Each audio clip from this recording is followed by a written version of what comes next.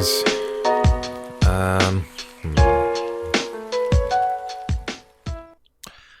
Yes, hey everyone. How has your day been? It's the true ending because I looked up a walkthrough. That's how. Basically, I have to choose every option opposite of the one I chose. Which, okay, I thought when I was choosing them was the right choice, but apparently not.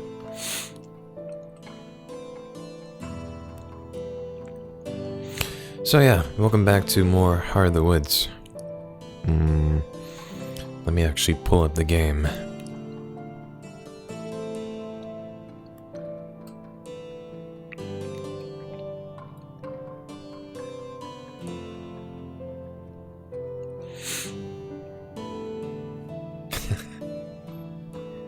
Yeah. I fucked up.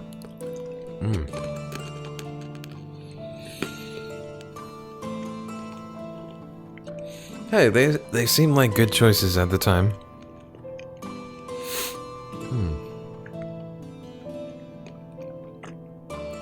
So yeah, this very first choice I also fucked up. I should have let Tara mourn. Which, in retrospect, I guess makes sense.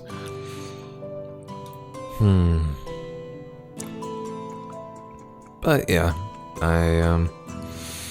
I'll just skip ahead until we get to where, we fight Evelyn. And we'll go from there. I think it's very tough because there's not many choices in this game. And it's like hardcore visual novel playing. If it was like maybe you made some bad choices, a couple of bad choices, and that was still okay for a good ending, I'd be fine with that. But that's what I get for playing a hardcore visual novel. So yeah, let's fast forward a little bit.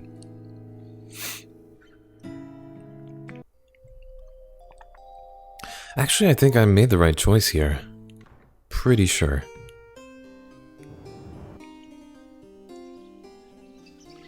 If it would skip through, and there's so much dialogue. I can't believe I read all that.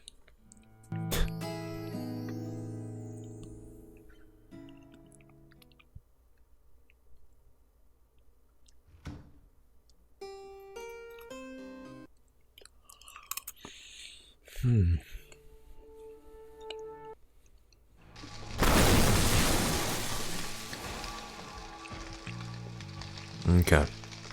So yeah, I made the right choice here. If you do make one wrong choice out of the 3 choices you get, I guess you get the neutral ending, which just so sad. No, we're not playing the Steamy DLC.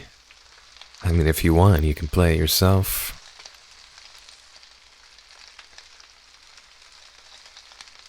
This is a Christian live stream. Thank you very much. Alright, so the choice here was she'll pay for this.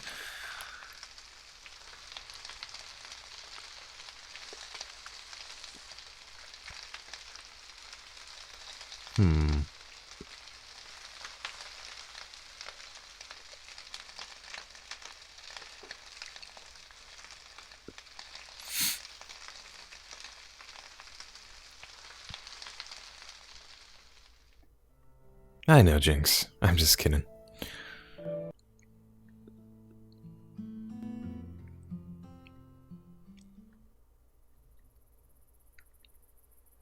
Asking for a friend.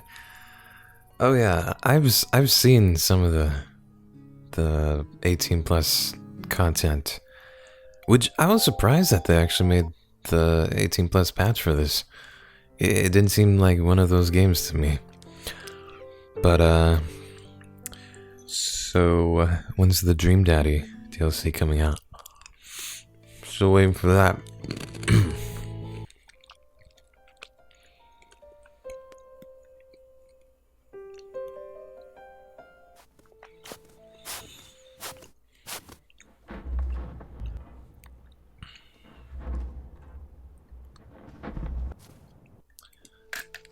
I swear I brought a banana upstairs, but I can't fucking find it. Where the fuck is my banana? Now I just have granola.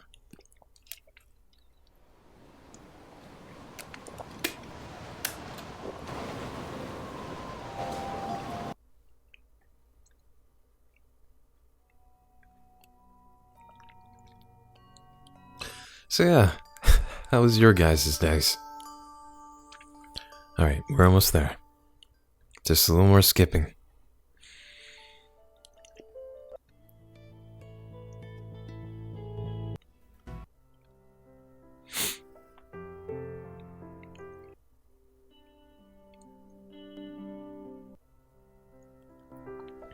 Good, that's good.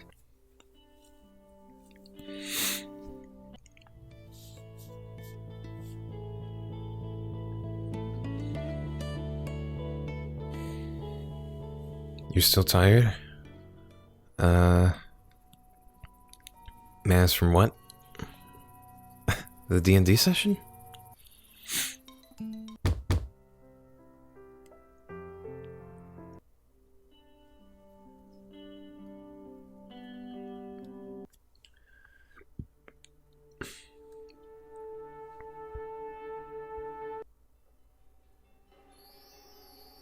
Does look like they're blinking.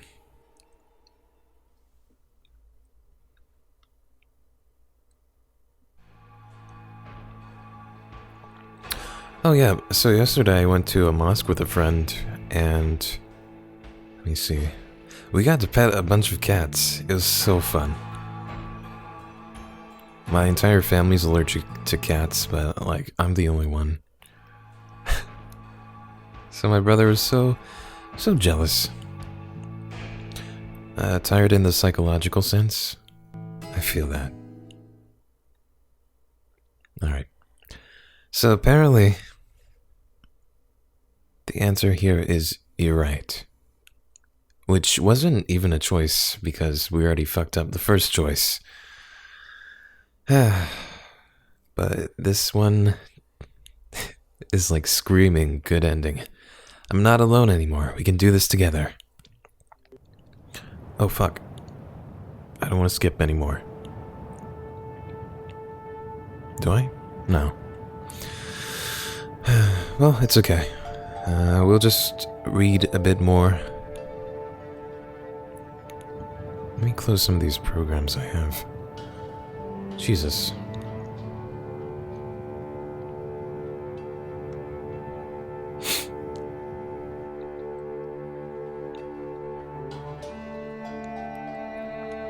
Yeah, maybe they came to us because we just had sushi.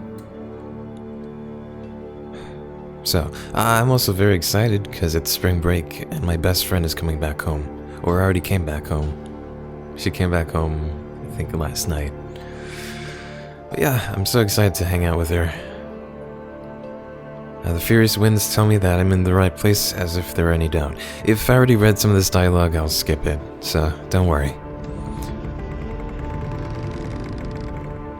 So yeah, Tara's fucked here.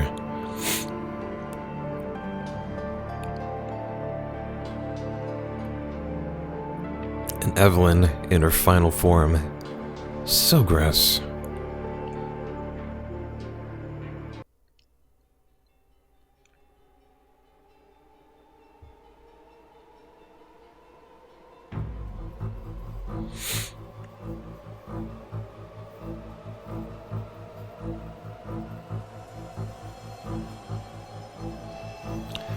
So I wonder how they get out of this with the right choices.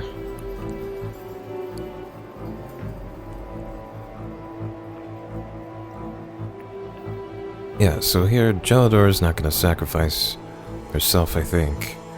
No, that's later. Yep.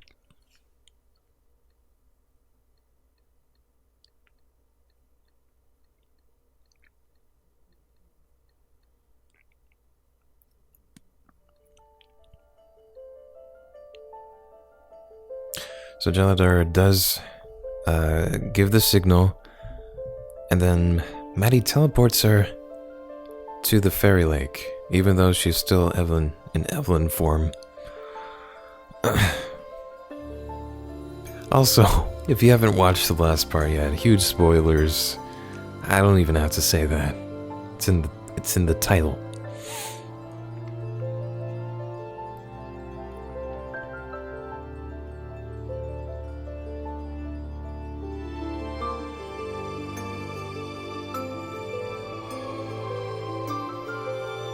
Right, so I guess we're gonna end up in the fairy forest because everything else seems the same.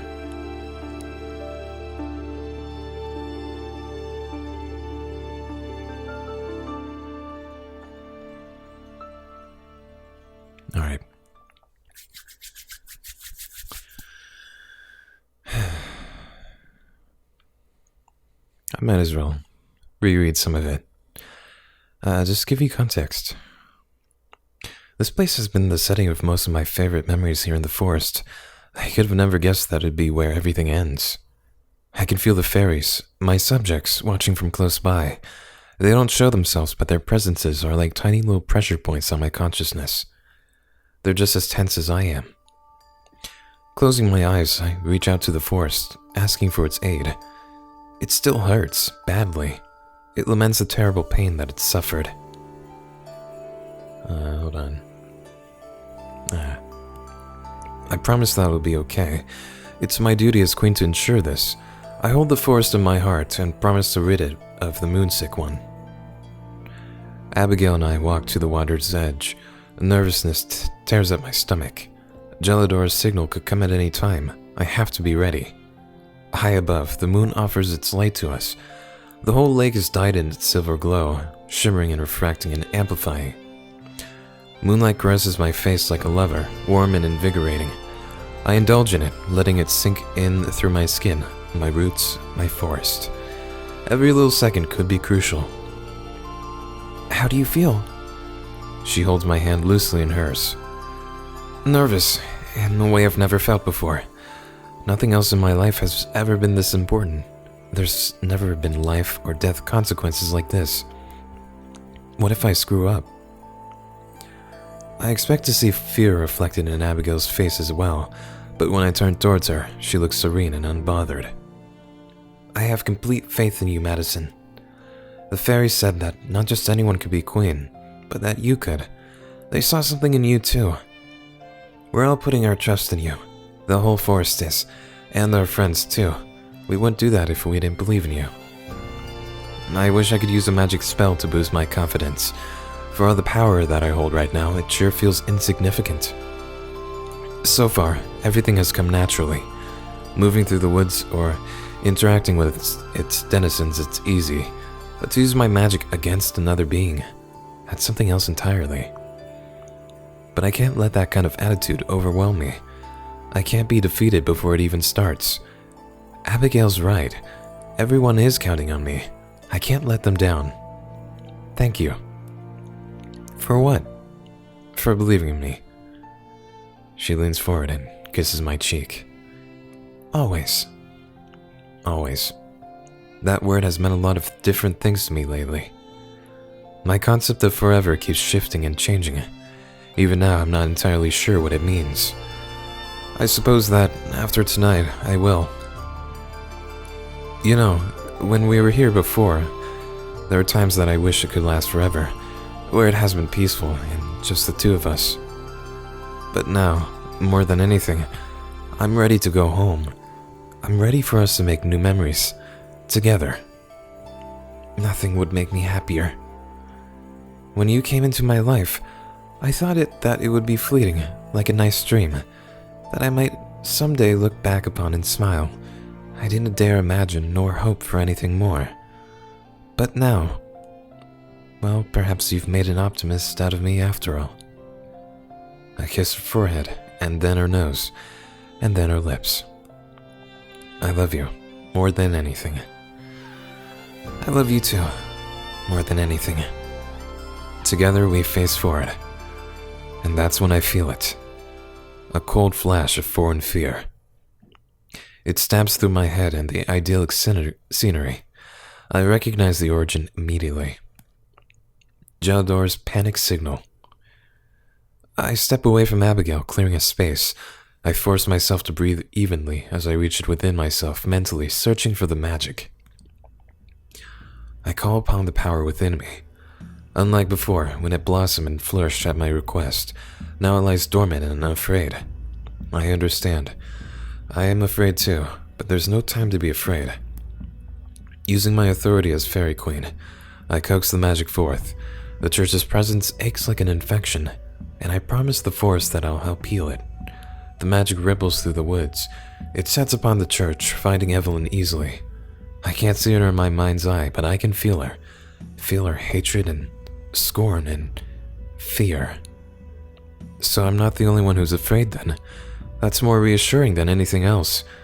If she detects the magic that's coming for her, then I can't tell. At my will, the tendrils of magic warp around her like vines. Then I stick my hand out, my physical, actual hand, and I pull. The result is immediate. Just above the surface of the lake, a ripple disrupts the air as a massive rift opens up. Within seconds, Evelyn falls forward through it, collapsing in a heap to the shore. It's wrong though. She's still in her regular body. It's not just her vulnerable soul like it should be. I take a fearful step back. Why did Gelidor send the signal early? My blood runs cold. What if something happened to her and Morgan? What if she wasn't too early? What if I was too late? I try to rally my thoughts and concentrate on what to do. She quickly picks herself up, wild eyes casting back and forth. Her appearance is monstrous. It finally fits her personality. Her gaze falls on me, and her lips curl into hatred or disgust. So, it's you. I see that even death didn't want you. And now here you are, stinking of snow and pine, stinking of them. You wear their clothes, you bear their crown, but you are not one of them. She lumbers forward, her steps seeming pain. She's either dazed from being pulled, or from the effects of her own spell, but I can't count on that to last. You're right, I'm not. Just like you'll never be a human. I need to buy myself time while I try to think. Human? Is that what you think I want? I will be more than human. I guess the wind stirs up, likely at our calling. The trees shake and I plant my feet firmly to keep up from losing my balance. I feel the barriers in my mind freeze and break away. She's gone. As the world spins around me, the moon shines down on the lake. I search for her presence within my mind, but I can't find her. Like a fish that slipped off the line. I need to calm down. My heart races as my head begins to ache and throb. You're so fragile, so easily damaged, so easily broken. The biting wind intensifies, threatening to sweep my crown away. Abigail shields herself with one arm. Evelyn, however, remains unaffected. What's wrong, little child? Why not make this easy on yourself? I can make it painless for you this time. Reality and illusion blur and blend, and the fabrics of my vision tear. She takes another step forward in my mind, shattering what little focus I had. She was almost close enough that, if she lunged forward, she could grab me by the throat. Instead, Evelyn scratches at her own neck, her nails drawing blood, but she doesn't seem to notice. High in the sky, the moon watches over us, indifferent. I can feel its light sustaining me, the same as it bolsters her. She turns to look up at it, shivering. Do you know why you were the first to go? Because you were the easiest. All alone and off in the woods. Tragic accidents happen all the time out there. Really, it's my daughter you have to blame for all this. It's a shame you won't get another chance. I try to find her again with the magic, but I can't. Is she, like, weakened by the moon, or what? Moon's sick. What does that mean? What does that mean entirely? It wasn't ever explained. It's like she isn't even there. Where her consciousness should exist, there's nothing but a gaping hole. A void that feels familiar somehow. Is my mic correct? Hold on. Her eyes glow red as she faces me again. Looking for me? My consciousness is immediately assaulted. My head pounds as I feel Evelyn enter it like an intrusive thought. With every push and pull, she rips at my soul. My magic quakes under her power, flickering and fearful. I try to reach out and grab it, pull my own consciousness and strength into me, but every time I get close, it's yanked away. Unrelenting, overwhelming. Die, die, die. It echoes and reverberates in my skull. I choke, momentarily forgetting how to breathe. Every single thought, every single idea snatched and destroyed. I can't even see anymore. The moon has been related to madness, actually. Right. Like, lunatism. Lunatics? I wonder, though, is it like because her magic is weak from the moon that her, like, true form has revealed? Or is it that she's grown powerful on this day? I knew it. Your gifts are wasted on you. Queenship is wasted on you. What good is power if you don't know how to use it? God, okay, now I notice the shit coming out of her eyes. That's disgusting. All of you are the same. A searing pain in my head forces me to my knees. Your friends couldn't even save you then, just as you can't save them now. An unseen force shoves my head upwards, making me look at Evelyn. A peculiar ringing blocks out all other sound except for her words. I'm deaf to the wind, to the force, to Abigail. See what you've done, and despair. She gestures imperiously towards the empty space between us. Just like the portal I used to bring her here, another hole in space rents itself open. Through it, I can see a glimpse of the murky, stained glass window of the church. Then, it upends, unceremoniously spilling out my friends. Or at least their bodies. Nausea hits me at the sight. Tara's there, her body limp and broken, arms and legs splayed at an obscene angle. Blood trickles from her mouth beneath her open, sightless eyes. Morgan is also there, in a heap, though her body isn't as mangled as Tara's. A grisly wound stretches from her ear, across her face and down her neck. Blood stains the sand beneath her. Even Gelidora lies there, motionless, though her back is turned to me. A small puddle of water forms beneath her, spreading as she seems to melt. I scream. I want to run towards them or clutch at my heart, but I'm pinned in place. How? What went wrong? Was this why the signal came too early? I shouldn't have left them alone. I should have gone with them. This is my fault, isn't it? Evelyn's attack on my mind ceases in order to let me truly comprehend this horror before me. As much as I fight it, my heart gives way to what Evelyn asked of me. I despair.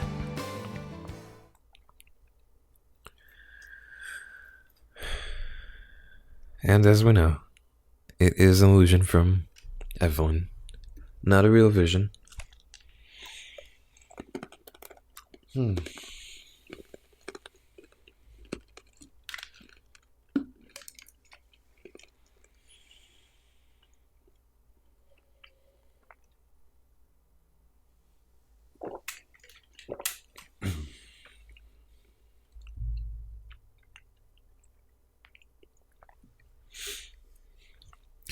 Our feet touch solid ground, and Tara immediately loses her balance.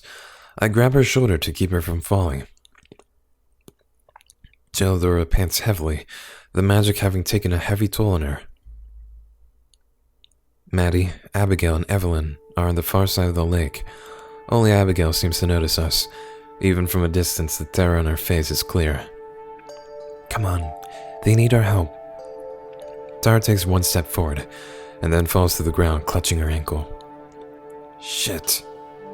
Just then, Maddie screams, in pain or in horror. A sick feeling in my stomach. All three of us turn to look, although there's nothing new to be seen. I know from experience that doesn't mean she isn't in pain. Abigail's tugging on her arm, but Maddie doesn't react at all. She must be beyond even feeling it. And just behind Evelyn, a familiar-looking ball of sinister light is forming, sparkling in the moonlight. Its tendrils jolt and jag with a familiar hunger. Maddie doesn't even know. Evelyn turns back and looks at us, a sadistic grin on her face. The tendrils of magic shift, and a feeling of impending doom fills my lungs. I look back at Tara, who scowls at her foot as she tries to move. There's no way she'll be able to. I don't have long to act. I turn to run, to confront Evelyn myself. I don't know what else to do. Everything has gone wrong. All that matters to me at this point is that Maddie and Tara get out of here. If I have to die for that to happen, then so be it. I hesitate, just slightly. My leg wavers as I try to take a step forward. So here Morgan just doesn't give a shit anymore. She's just willing to go for it. It's enough for Tara to grab my arm, grimacing through the pain. Where are you going? To stop her. Tara's grip tightens. Not without me, you aren't. Tara, you can't. Neither can you. I'm not letting you throw yourself away. Not again. Something soft paws at my legs, and I look down to see Gelidora staring up at me. Both of you. As sweet as they are, there isn't any time for sentimentality. Every second we spend talking is a second wasted. Morgan, the moonlight. I glance up at the sky, but don't notice anything different. The moon shines down on both Maddie and Evelyn, surely invigorating them both. However, it's obvious from the situation that Evelyn is better at using it. What about it? It makes my magic stronger. With enough of it, and our magic, we can stop her. Whose magic? Yours and Maddie's? Her eyes glisten in the moonlight as she stares up at me. No, Morgan. Mine and yours. What? I can't keep the exasperation out of my voice. We don't have time for her to mess around. Geladora nimbly climbs up my legs and torso, my heavy sweater protecting me from the pain of her claws. She perches on my shoulder. Love is its own form of magic. It makes the impossible possible. And I know you have plenty of that. I turn to face Tara, who's been listening to every word. Despite it all, she gives me an encouraging smile. I don't know anything about magic, and I'm still figuring out this love thing. But I know I believe in you, Morgan. Go kick her ass. I had no idea Morgan has powers. What? The power of love? Okay. I breathe in deeply. I could try to stop her myself. Even if I had to die for it, I would. What Geladora says sounds crazy, and a little cheesy. But everything about this is crazy. And I don't want to die. Okay. I'm putting all my trust in Geladora and in Tara. Just like I know they're putting their trust in me. I won't let them down. With one arm, I help keep Geladora in place, and as fast as I can, I run, heading straight for Maddie and Evelyn. Can't you just, I don't know, yeet Geladora at her? Don't you know that when you become a lesbian, you get powers? How could I forget?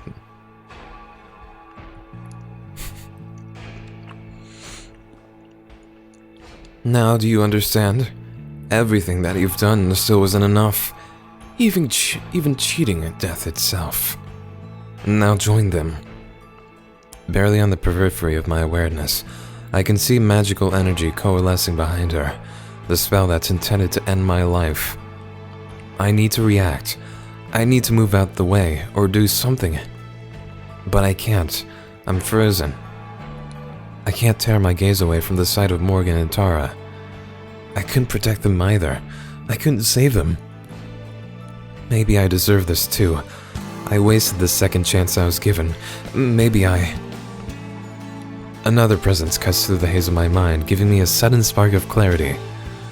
Madison! She must have been calling my name for a while. Madison, it isn't real. You aren't alone. Her words cut through my despair like a hero's sword. A lesbian sword. I lock eyes with her, and I welcome her into my own head. She's so vibrant, so present that she forces out Evelyn. Everything that I was feeling just moments before, all the fear and horror swept away, and it's replaced with only one thing: love. She helps make me myself again. Time itself has stopped, or rather, it doesn't exist here. Right now, we're the only two people in the universe. I'm aware that this is only a vision, and not reality. Yet somehow, it's more than that. Perhaps it's a different kind of magic. We're surrounded by light. Stars flicker, watching us to see what will happen next. I witness both myself and Abigail. But it's not just the versions of ourselves that are here and now. Rather, it's our future together. The two of us, happily laughing, smiling, growing old. It takes me only an instant to understand.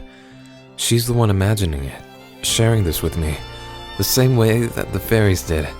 This isn't just a wish or a possibility. It's a promise.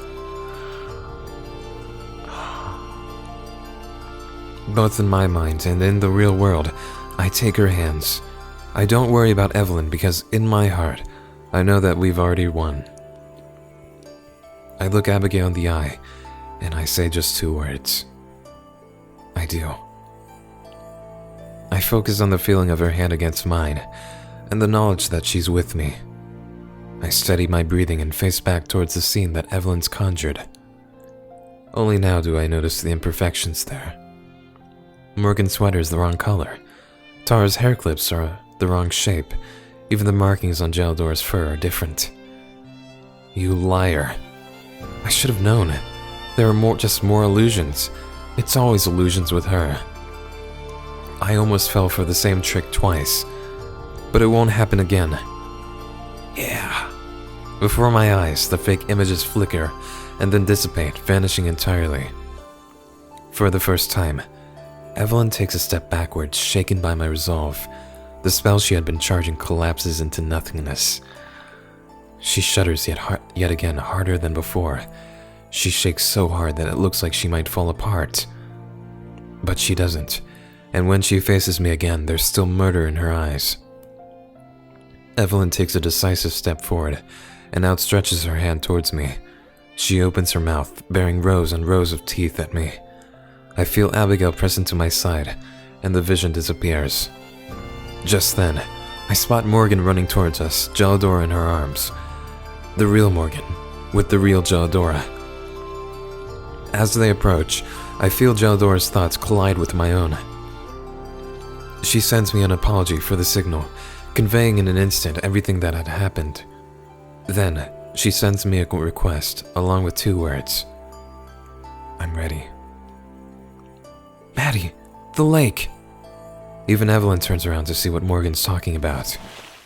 Then, without warning, Morgan turns and dashes into the pond, with Gelladora still in her arms, submerging them both into the water as they vanish from sight. What? Tara skids to a stop, watching the spot where they disappeared as the shimmering surface of the pond scatters moonlight. I understand. For what I hope is the last time, I drop the magic that the fairies have entrusted me with. I coax it out of every nook and cranny of the forest, from the frozen ground under our feet to the highest reaches of the tallest trees. I implore the forest to help me. Within an instant, I can feel its response. From the fairies, hidden just out of sight. From the forest spirit, waiting forlornly in its grove. From Alma's mother, her child taken away from her unfairly. From Morgan and Gelladora, putting their fates in my hands. From the very moon itself. I move with the easy confidence of doing something that I know I was born to do.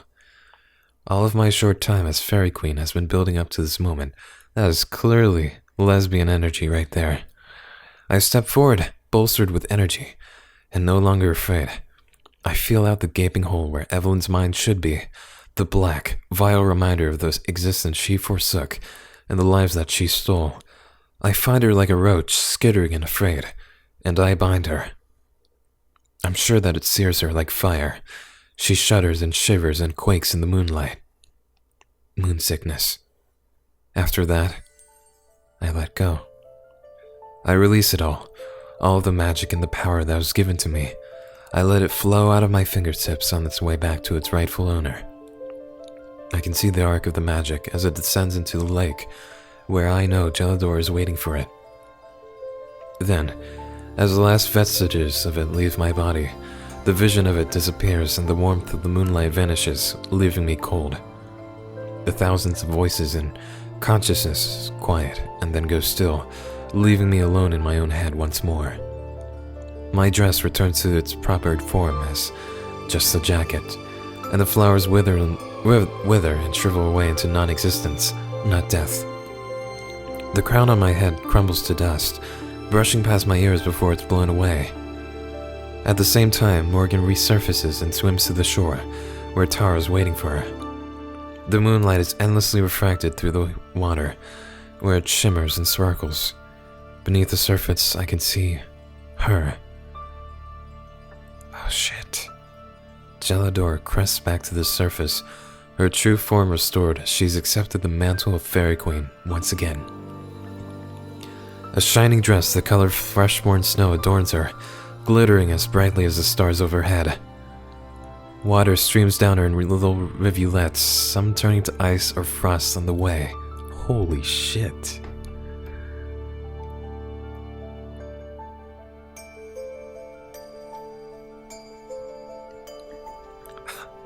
She's beautiful. Elsa? No. Whoa.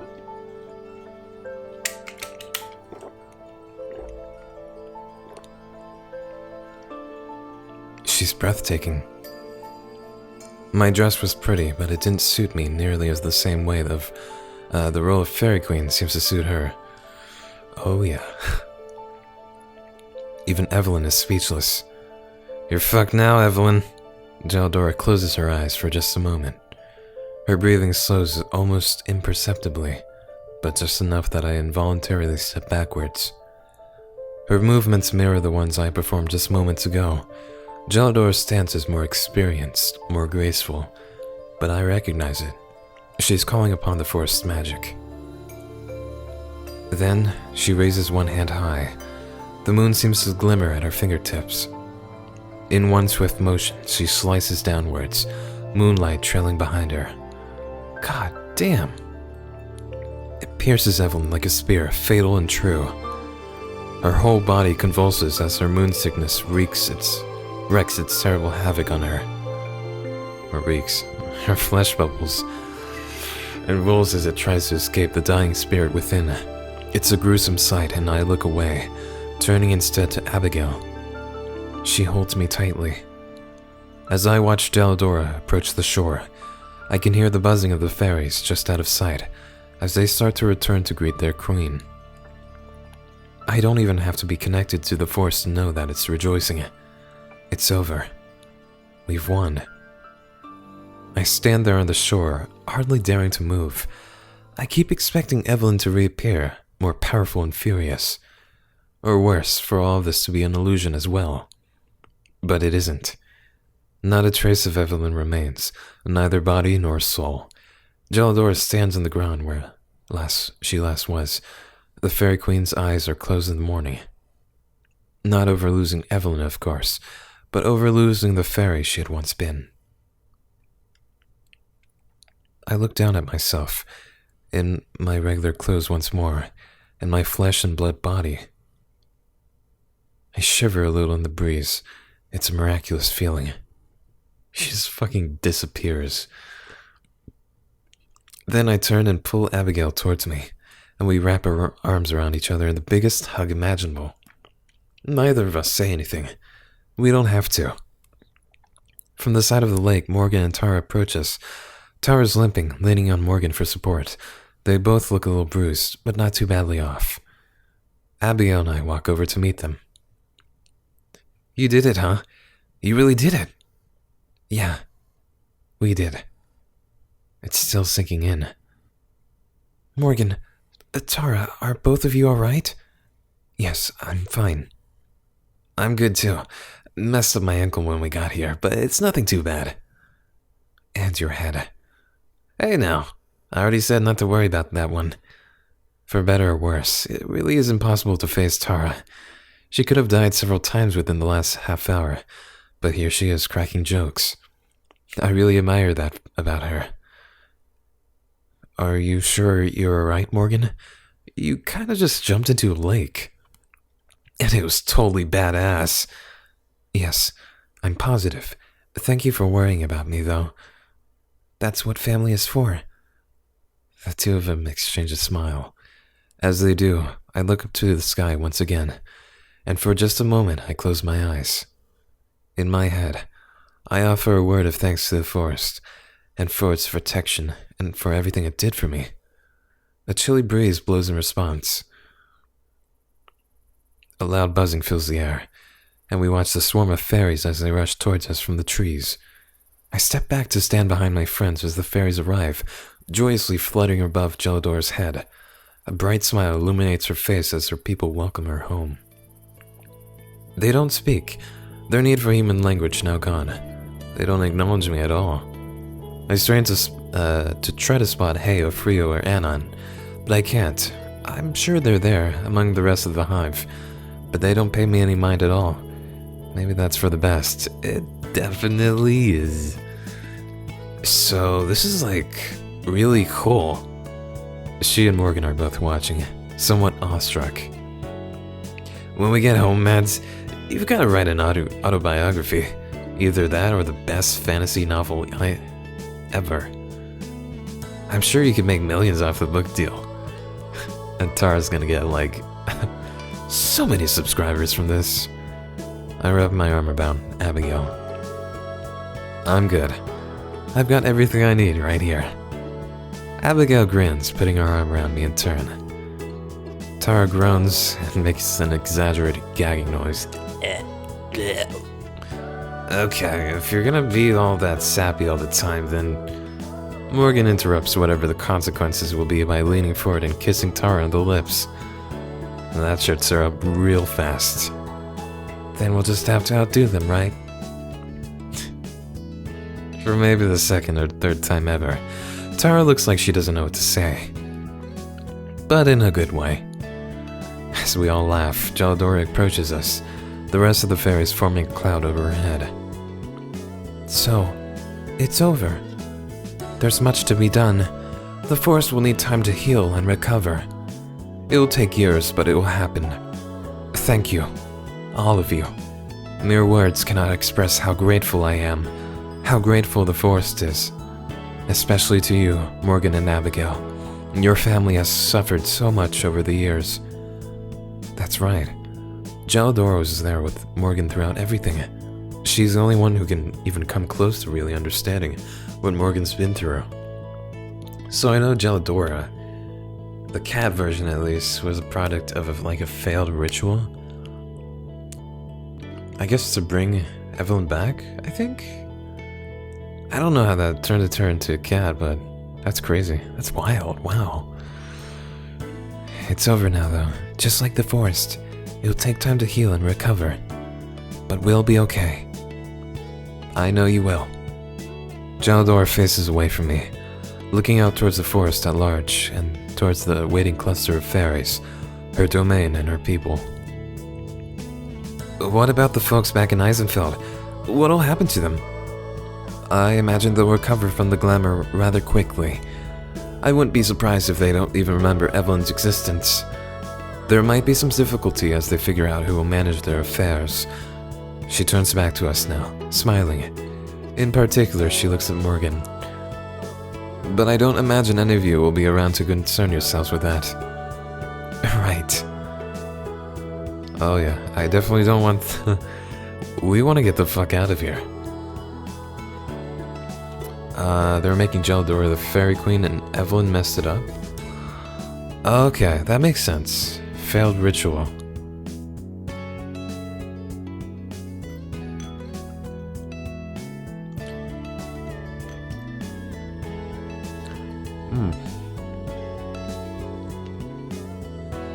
So that's why they were looking for the queen the whole time. Fairy Queen was gone. But also, the Moonsick one.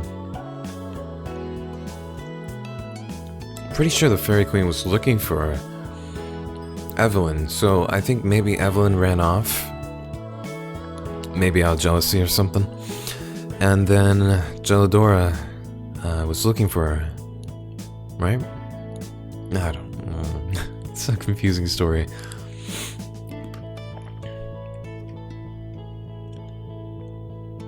At the same time, Morgan and Tara reach for each other's hands. They smile at each other, meeting halfway. And you, Abigail, are you looking forward to leaving? Certainly. I've heard so much about the rest of the world from Madison and from Tara already, that I can't wait to see it myself. Also, hi, Trueface. Thanks for stopping by. Glad you're here. Near the end, it gets confusing, and my first time, though. Couldn't figure out what's going on. Yeah, still, it's a wholesome ending. That's what I'm concerned about. How are you doing today? Although, I'm a little nervous about, what were they called? Airplanes. She's like a little mermaid or something. Yes, those. I do hope they're safe. She looks to me as for support, and I put my arm around her. It'll be fine, I promise. She'll have a lot to get used to in the modern world, but it seems like she's just as excited to experience as I am to show it to her. Even Morgan will have some acclimating to do, after spending her whole life with Eysenfeld's limited amenities. It's fine though, as Morgan mentioned, we have so much time. The Fairy Queen smiles at us again. I see. If you don't mind, I'd like to show you just one last bit of magic, something long overdue. The four of us look at each other, then nod in assent. Lead the way. Gelidora takes us around the pond to the far side, right to the boundary of bare ground and covered snow.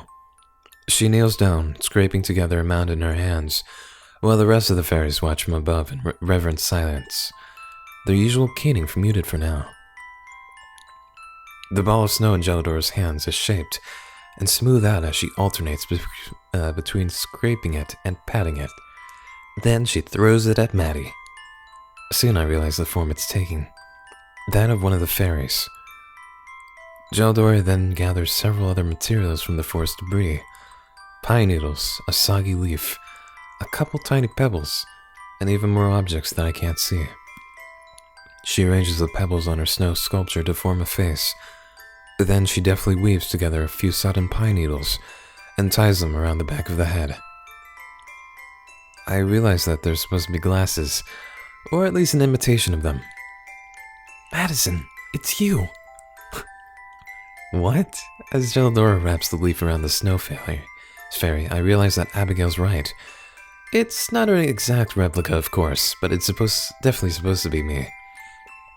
Once it's complete, Gelidora lifts the tiny model from the ground, holding it in her cupped hands like a treasure.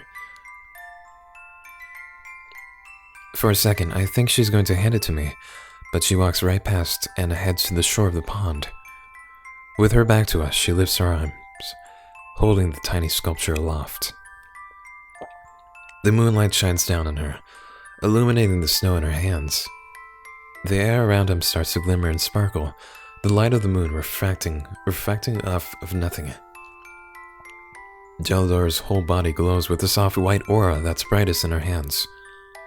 Then, the little fairy in her hands flutters to life and flies into the air. After just 2 beats of its fragile wings, it turns and joins the rest of the swarm, where it's immediately accepted into the fold. The Fairy Queen turns back to face us, the sparkling magic now calm once more. A tribute in your honor. That was the first birth of our people in over a century, ever since I was first bound. Though this little one, your memory will live on in these woods, or through this little one. Thank you. It's an honor, really. It's a bit strange to me that she'd choose me as the model, rather than Morgan, whom she knows much better, or Abigail, who's far more intimately connected to the forest. After all, it's not like I did a whole lot as a fairy queen. Still, the gesture is touching. I watch the little fairy for as long as I can, until it's assimilated into the rest and impossible to keep track of. Tower's positively green with envy. Before you leave tomorrow, will you come join me for a final time? We have one last farewell to make. She looks at Abigail as she says it. Abigail's eyes widen and then she nods. We've got a late train, so it's easy to do. You already got us tickets home? Hell yeah. One of us has to be on top of things around here. She smirks and I playfully smack her shoulder. Going home. Just the thought of it is exciting. The prospect of returning to our normal lives without having to fight for them. By now, it feels kind of like a dream. But for once, one that I would know will come true. Hold on now. Wait a minute. This isn't... Okay, I didn't install any patches, okay? Oh god. Once again, I wake up before Abigail does. What is going on? The bed isn't even close to... Alright. I was waiting for this spicy scene. The bed isn't even close to big enough for the both of us, but it didn't stop us from getting a full night's sleep. She lays nestled against my side, breathing peacefully, while I you can see the... Okay. Great job censoring it. While I contemplate the sunlight streaming in. No matter where Tara and I travel to, I'm always looking forward to going home. It's still a Christian stream, for now. That's especially true now. It feels weird to imagine that this time tomorrow, I'll be on a plane over the sea. We still have a long day ahead of us, though. Our train doesn't depart until the afternoon, and then it's hours to the city. At least it'll be much more cheerful than my trip out here, when it was just Tara and me. Skin tone shirts. It's just body paint. For as long as I can, I just remain in bed, cuddling close with Abigail. Cuddling. It's so nice to be able to just turn off my brain and relax. No deadlines, no threats, no flickering in and out of existence. Peace. It isn't too long before her eyes flutter and drift open. She yawns, cuddling even closer to me. Without moving the rest of my body, I turned my head to face her, and our noses brushed together. Good morning. Good morning, Madison. How'd you sleep? It was the best sleep I've had in 200 years. She smirks, and I laugh too. That joke never gets old. Fitting. Abigail moves in even closer, draping herself across my arm and shoulder like a cat. Her hair falls across my face, and I blow it away with a playful puff of air. What about you? Better than I have in months. It's true. We both passed out pretty quickly after getting back to the cabin last night. Even the excitement of the day's events couldn't keep us up. Will our bed in America be this comfortable? Oh, it's even better. Although BT, our cat, really likes to sleep up there. So you might have to fight him for the spot. BT will have to find somewhere new to sleep, because I don't want to share you. Ooh. She shoos away an imaginary cat with one hand. I love her. Maybe he'll like Morgan. She's got to be used to having cats around by now. Jail door counts. Technically. Our home will be so lively, won't it? Absolutely. I can't wait. Me either. The sounds and smells of Morgan and Tara preparing breakfast, wafting through the bedroom, eventually stir us back into gear. I pack what little clothes I brought while Abigail gets dressed. Good morning. Howdy, y'all. Tara, please don't ever say that again. But good morning. I need to uninstall this game right now. Hello, what are we eating today? Wow, you don't waste any time, huh? I've wasted a lot of time not eating, and I intend to fully make up for it. You're in luck. I brought over all the food I had at home, so there's plenty. She sets a platter of pastries on the table, and Abigail immediately dual wields a blueberry muffin and everything bagel. Wait, you already went all the way to town and back, and then made breakfast? Yes. Isn't she amazing? Morgan blushes. This might be the first time I've witnessed that. She is. Crumbs litter the table, the aftermath of Abigail's enthusiastic eating. I've never met someone so delighted just to be eating food. Have as much as you like. I'll bring the rest of it with us on the train. I'm not sure we're gonna have to worry about leftovers. Abigail grins in agreement. She's so cute. After we finish, I help take all the dishes back to the kitchen and set them by the sink. Morgan starts washing them right away. I'm not sure who I'm washing these for, but it feels wrong to just leave them dirty. What will happen to this place once we're gone? She shrugs. I'll leave the key in my shop. I don't really care beyond that. It's nice to not have to. She wipes the plates dry with a towel, and then we go back to the living room. The rest of the cabin is already immaculate. The blankets are folded, the furniture is realigned, everything is in its place. I'd even say it's tidier than the day we arrived. I give my bedroom a final once-over, looking for anything I may have left behind. Of course, there isn't anything. I shut the door behind me.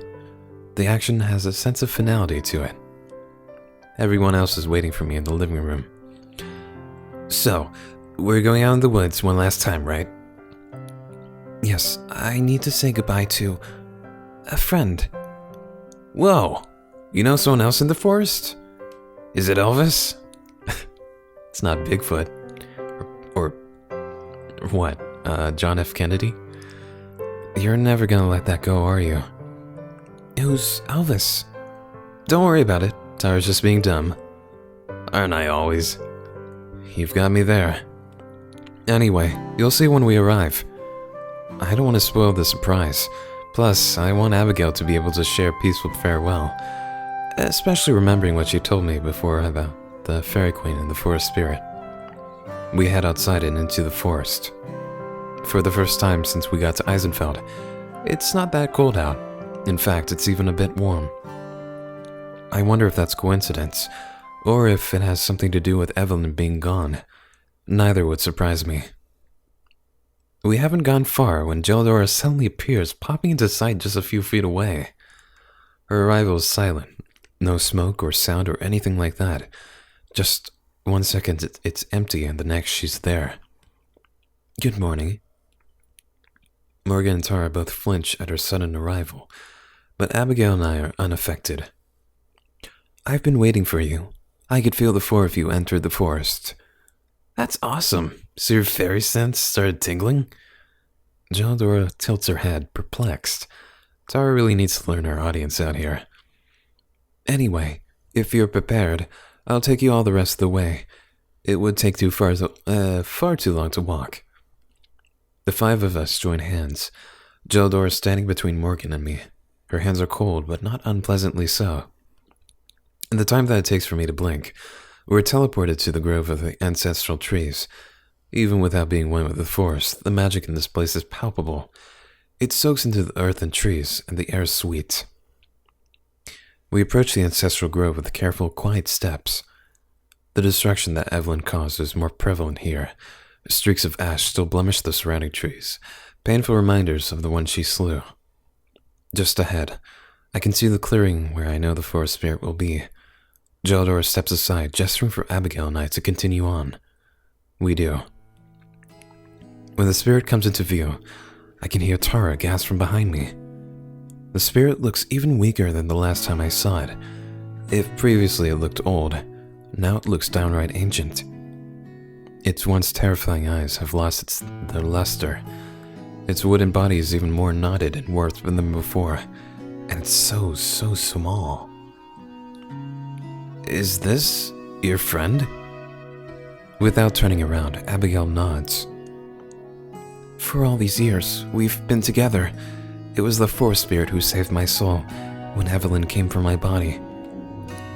Abigail reaches out a hand, going to the forest spirit's side. Like every time before, I also keep my distance. Abigail.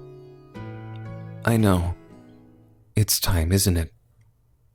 Geldora nods. What? The forest spirit peers down at the girl by its side. I'm sure that it loves her back. What's going on?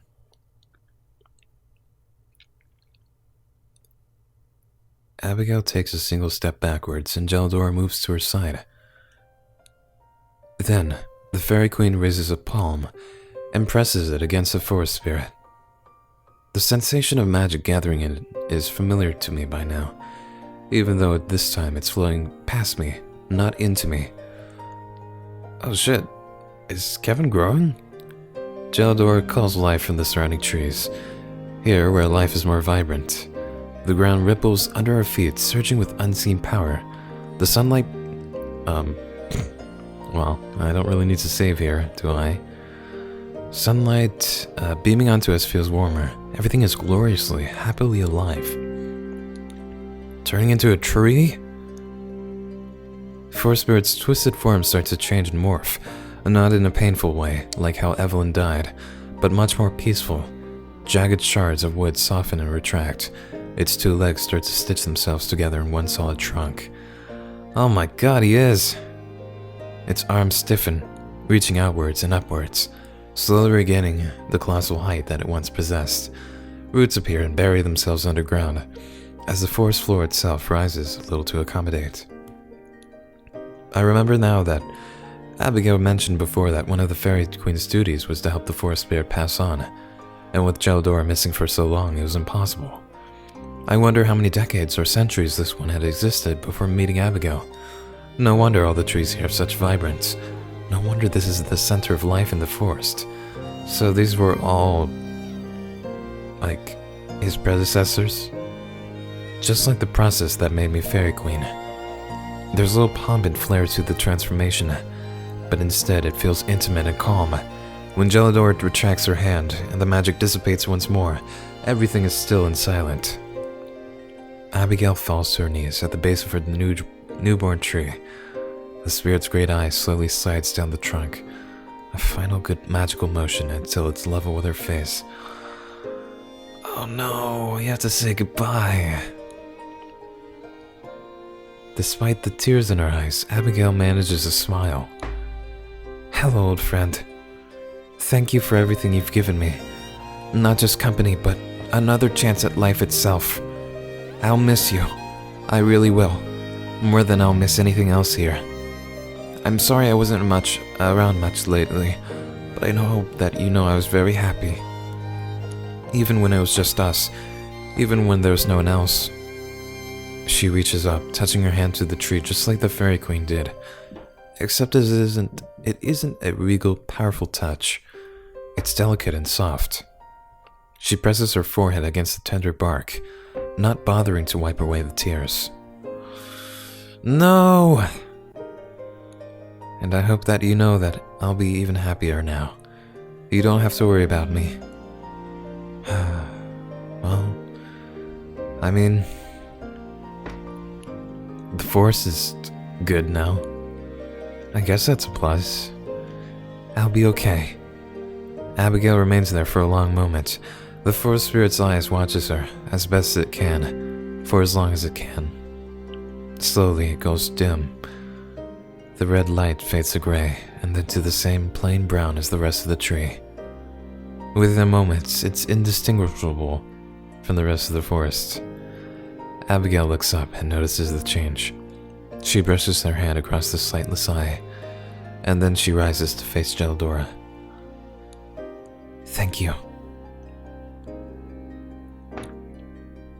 Fucking saddest anime death. I'm sure that you made its life much more wonderful as well. I hope so. Well, not death. Anime rebirth. Tara, do we still have time before we have to board our train? Couple hours, yeah. If it's no trouble, I'd like to return to the Fairy Grove one final time. I'd be happy to take you. Tara and Morgan nod in approval. They've both been keeping pretty quiet. Although that's only unusual with Tara. Still, I'm glad that she's being considerate of the solemn mood. Once more, Geldora takes our hands and transports us to the fairy clearing. There's no evidence here of what took place last night. Well, there aren't any deer this time. A few birds are in their nest. All's right in the grove. It's a little strange to not instantly feel the presence of the fairies in my head. I'm sure they're close by, but like usual, they keep their distance. As soon as we regain our balance, Abigail wordlessly starts to head off to the shore. Tara taps me on the shoulder. Hey, me and Morgan are gonna take a walk. Give you two a couple minutes. Sure, thanks. The two of us set off at a leisurely pace around the water.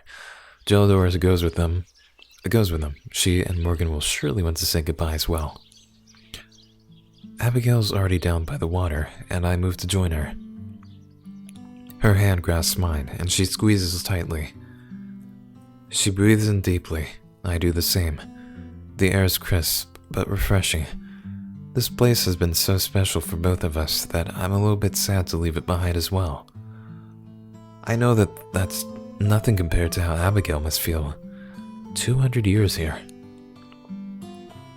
I don't speak. I'm sure that, in her heart, Abigail's saying her final goodbyes to this place. I'll let her be the first to speak.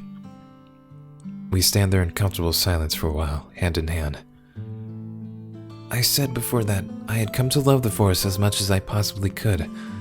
But now, when we're about to leave, I realized that I was wrong. Because I love it more now than ever I have ever have before. It isn't that I want to stay, but rather I never had the opportunity to miss it. And now, on the eve of my departure, I'm sure that I will. I think there's a certain kind of love that comes from having something, but there's a different kind of love that can only come from losing it. To my surprise, she isn't crying. In the past, when we've talked like this, it's been accompanied by tears, both joyful and sad. But now, when I look over at Abigail, she looks determined. Determined to be happy. Just because you leave something behind doesn't mean that you've lost it. It just means that you have to learn to love it in a different way. Oh. Wait, sorry. Didn't mean to skip that. When you look back on something and that makes you smile, that counts too. Love isn't just about moving forward. Sometimes it's about looking back. This place will always be special to you, and to me, in different ways. What if I forget? What if someday I can't look back and remember what it looks like? What if I can't remember how it felt the first time we kissed? What if I forget how happy I am, right now? Even if you forget, you'll still carry it with you. It's still a part of who you are. It made you the person you are today. The memories aren't what's important. What's important is how they help you grow. You go quiet again after that. I surprised even myself with those words. When I look back, 5 or 10 or even 50 years from now, I wonder how I'll feel about this time in my life. Not just the forest and all the magical things that have happened, but everything that led up to it. Working on paranormal and all that we accomplished there. All the dreams that I put aside for it, but also the new ones that it instilled in me. I still have a lot to figure out and feelings to sort through, but now the future doesn't seem too ominous and scary. In fact, I'm looking forward to it. From behind us, I can hear the sounds of Morgan and Tara approaching once more from their walk. I squeeze Abigail's hand, and she starts to lead me back towards our friends. Come on, let's go home. All aboard? The train conductor yells out his iconic line, and there's a loud hiss as the train begins to move. It feels like something out of an old-timey film, but I suppose that's more appropriate for how our journey has gone so far. Beside me, Abigail sits with a white-knuckle grip on the seats, alternating between staring out the window and making sure this ground is still beneath her. Across from me, Tara and Morgan sprawl across each other, all pretenses of not a couple abandoned. As for me, I drink it all in, with a smile on my face. Every one of us deserve this. We pull out of the station, and I gaze out of the window alongside Abigail. On the way in, I remember how scary and foreboding the forest looked, and how it felt like entering another world. Now, on the way out, I certainly won't miss it, but I'm not afraid anymore. I wonder if Jaldor is watching us, somewhere out there. Hey, Mads. Of course, Tara's the first to break the silence. How proud do you think think my folks will be now that I finally got around to adding forged government documents to my criminal record? I just have to laugh. I can't even be mad at her for this one, because there's no way we're getting Abigail into the country otherwise. Oh shit, I didn't even think about that. I'm not sure how she did it. Maybe that's a brand of magic on her own. What will be the first thing we do when we get back? Asks Abigail. Oh, you know, we're gonna party. From where her head rests on Morgan's lap, Tara still manages to strike a pose. We got New Year's coming up, plus Maddie's birthday is the day before. Both Abigail and Morgan's eyes widen. I try to brush it off. Every year, Tara swears we're gonna go all out for my birthday. Every year, she takes like 2 drinks and passes out, or falls out of her bar stool, whichever comes first. Morgan, Abby, both of you drink, right? I do. It's been quite a long time since I have, of course, but I'm certainly partial to it. You both know what that means, right? Tara's question is met with 3 blank stares. Drinking contest! Oh god, Tara, not again. Come on, you're okay with Morgan and Abby watching you drunkenly sing MCR, right? No, I'm not okay. Well, Tara launches into extremely exaggerated version of my last birthday party for Morgan and Abigail's benefits. I find myself looking out the window, watching the world go by once again. There's so much that I'm looking forward to when we get home. Teaching Abigail about the world, going back to school. I'll also do my best to help Morgan take over my duties on the show. Maybe I'll even come back to guest star in an episode or 2. For so long, I wanted the world to slow down, just a little bit, so I could catch up, figure things out, figure myself out. If there's one thing that being dead and hearing Abigail's stories taught me, it's that I don't want to look back later with regret. Just like I told her at the lake, we have a lot of good memories left to create. I intend to savor every minute of them. I listen to the conversation, laughing along even while I daydream about the future. My heart is happy here, even if my head's in the clouds right now. Abigail leads into my side, giggling at some joke whose punchline I missed, but I smile all the same. She'll make an optimist out of me yet. If there's one thing that we have now, it's time. And as for everything else, well, I'm sure the world won't mind if I keep it waiting just a bit longer. It's like a 80s movie ending. So sweet.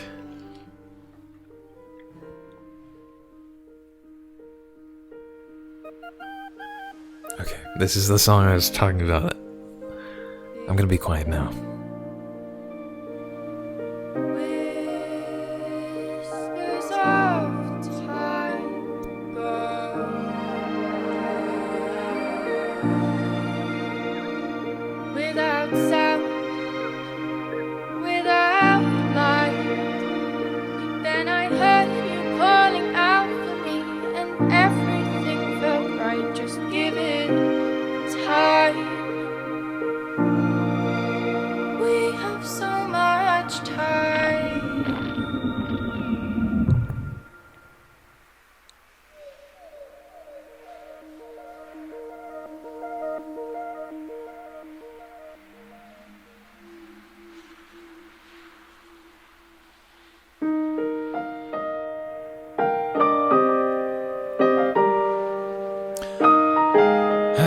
Alright, that was Heart of the Woods, the true ending. I'll tell you my thoughts after the credits. We have so much time. Oh, in this life, we have so much time. Just give it time, give it time, give it time.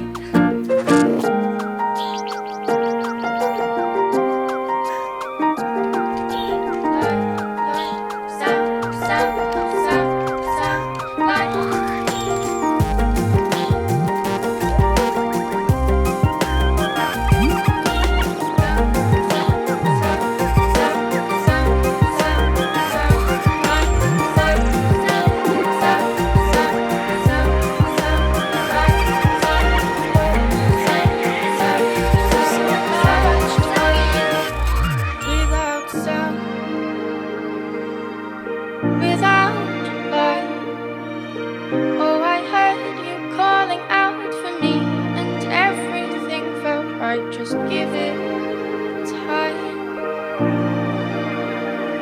We have so much time.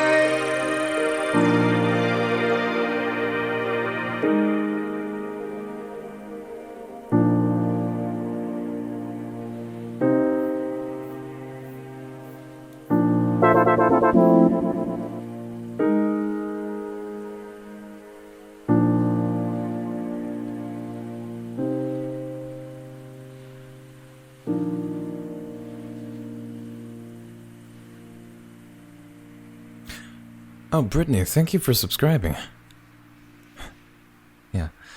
That was such a beautiful song, and it is on SoundCloud if you want to listen to it, and Spotify, I'm pretty sure. But yeah, this game was pretty amazing, and I know they worked really hard on it. And of course, there's still more.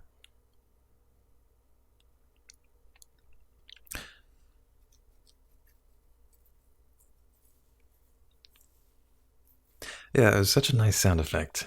I had to make it as the subscriber thing, even though it's like a sad sound, I guess. Madison, look, there it is. Abigail reaches out the open door to point at the ocean, sparkling in the summer sun. My heart pounds as I hear the pure joy in her voice. The instant the train pulls to a complete stop, she and Tara bolt for the door. Morgan grins at me and stands to follow them. I'm right behind her. Alright, gang, this is it. Smell that air. Feel that ocean breeze. Look at those crashing waves. I told you this place was pretty awesome. Look at Tara's shirt. A UFO. Gay ghosts, gay aliens, everything's here. Ah, it's beautiful. She looks back at us to make sure we're all as overjoyed as she is. With all her excitement, you'd think she was the one who had never seen a beach before. This is... Her voice trails off as her head swivels around, still trying to take it all in. Holy shit. I love Morgan's new hair. Look at that. I'm so happy. This is the ending I wanted. I silently step up behind her and take her hand. She doesn't look at me, but the small squeeze she gives my hand is all I need to know she appreciates it. Pretty incredible, huh? She closes her eyes and tilts her head up towards the sun, taking in the summer glow.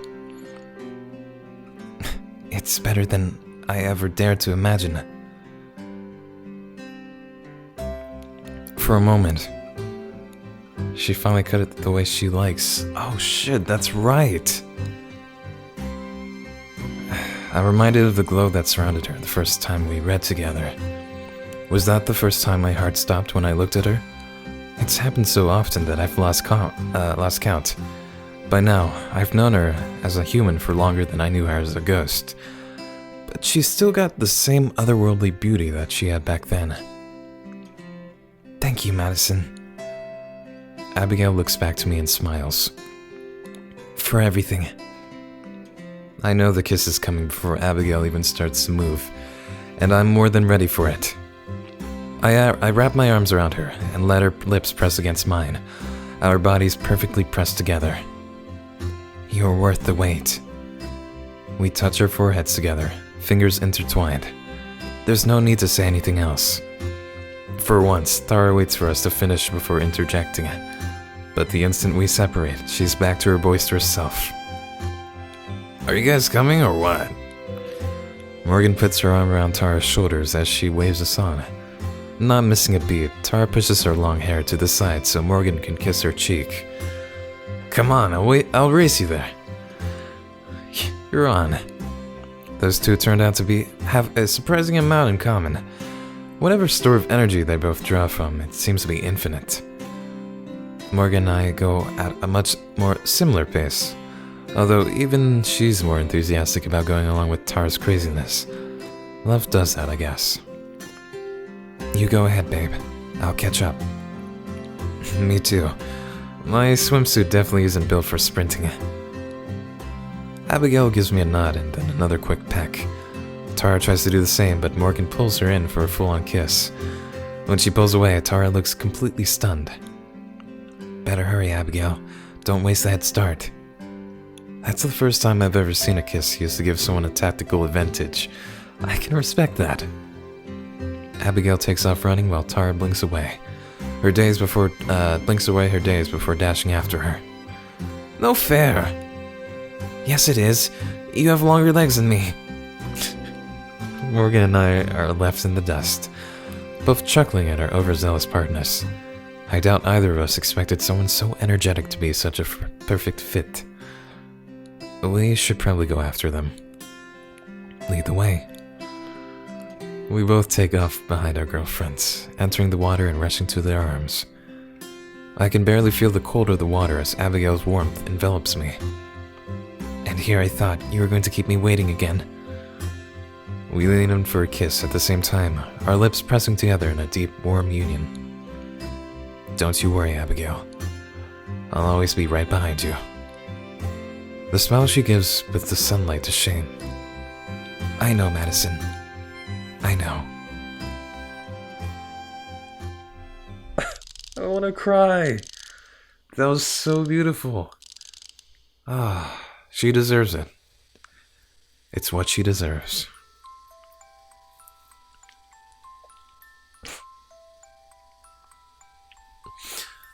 Yeah, but I enjoyed that so much.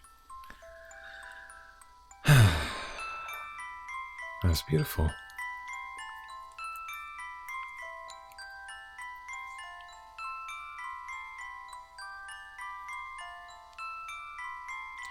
That was a pretty crazy adventure. What did you guys think? I am a little sad about seeing that other ending, but this totally makes up for it. I mean, it's a visual novel. I feel that we only had one choice that we messed up. It was the very first one, and that gave us the screwed up ending that we got. But still, this is the happy end. Everything came together, and everyone's enjoyed now.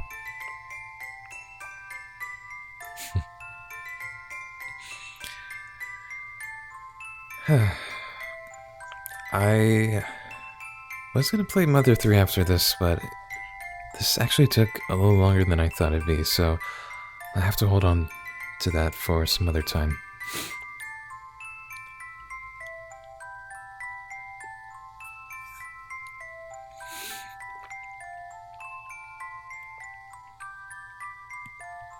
I do appreciate that they gave us choices anyway. They gave us choices, period. Some novels, it's just reading it. But, I mean... yeah, I'm sure adding more choices would take a lot more coding. Like an exponential amount.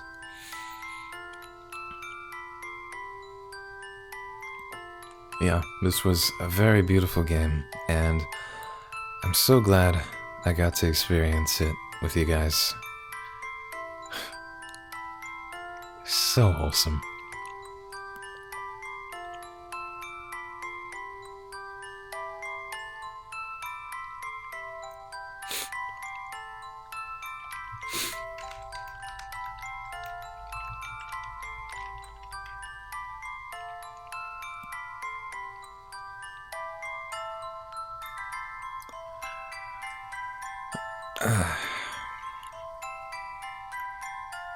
Alright. But yeah, thank you guys for coming to my stream. I'm so glad I could experience with you guys, said that already. It wasn't too hard to go back, and I like the idea of just a few key choices. Yeah. A few choices were like hard, because first of all, the first choice was, should I let Tara mourn or keep her strong? And they both sound like very viable, very good options.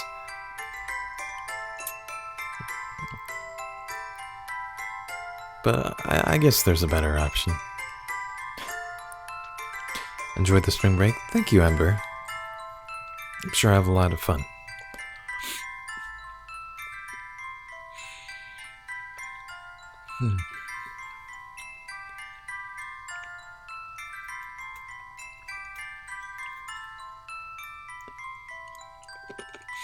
Yeah, I also feel like the choices were vague, but I feel like it didn't really detract from the game at all.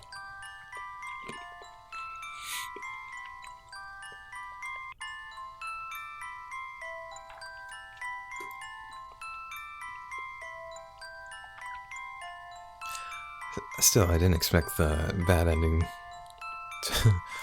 to be that easy to get. I don't know, maybe there's a worse ending. Whatever. I don't want to find out.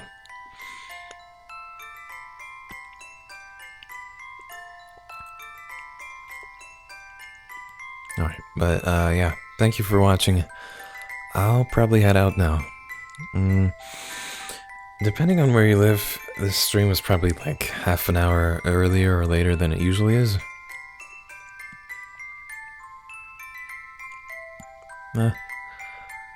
I need to get some rest anyway.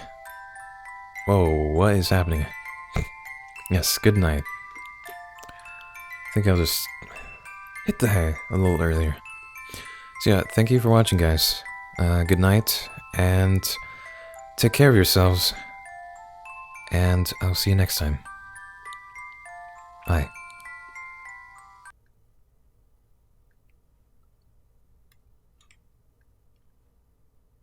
And I have to play this again, of course.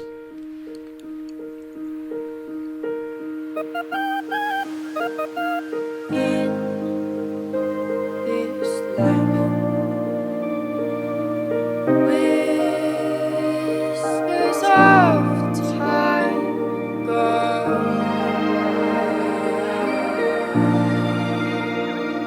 without sound, without light. Then I heard you calling out for me, and everything felt right. Just give it time. We have so much time.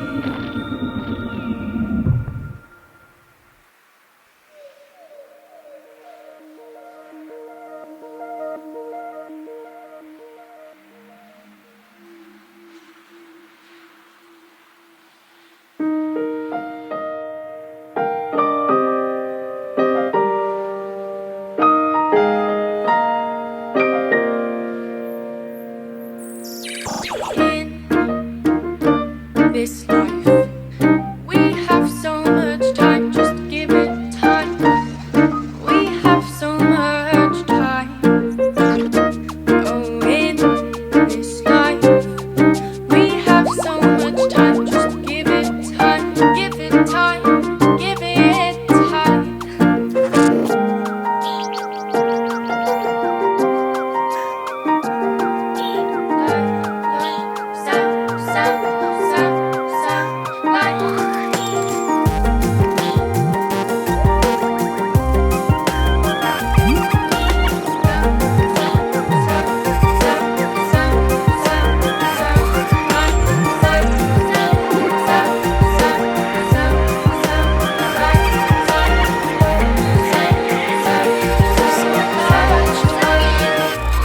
Without sound, without light. Oh, I heard you calling out for me, and everything felt right. Just give it